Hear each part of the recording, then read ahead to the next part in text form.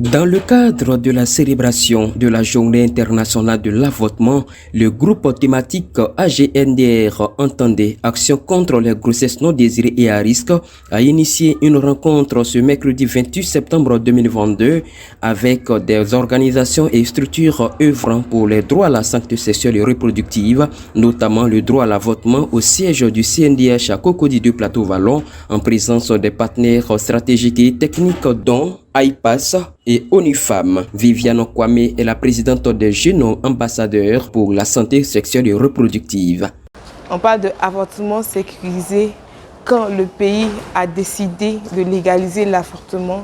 On mène des actions parce que, bien vrai que la Côte d'Ivoire a ratifié le protocole de Maputo, mais cela n'est pas pris en compte dans le code pénal et autorise l'avortement qu'en cas de viol et quand la vie de la mère est en danger.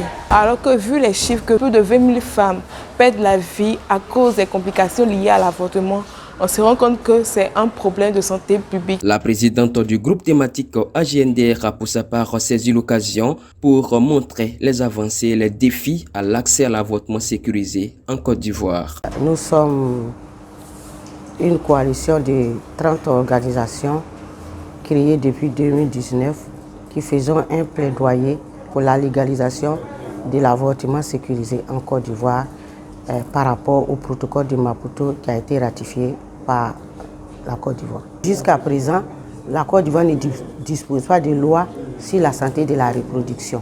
Et les défis, il y en a beaucoup. Il y en a beaucoup parce que, comme je l'ai dit, quand vous prenez le protocole de Maputo en son article 14, C.2, vous avez, il y a 7 points. Il y a 7 points, mais la Côte d'Ivoire n'a pris en compte que 2 points, à savoir lorsque la vie de la mère est gravement en danger et lorsque l'avortement, la grossesse est issue d'un viol. Moi, je crois que vraiment pour remédier vraiment à la situation, il ne faut pas se voiler la face. Il faut y aller, il faut aller vers l'éducation sexuelle et pour l'avortement, légaliser l'avortement. Parce que quand on légalise l'avortement, ce n'est pas une invitation à avorter, au contraire.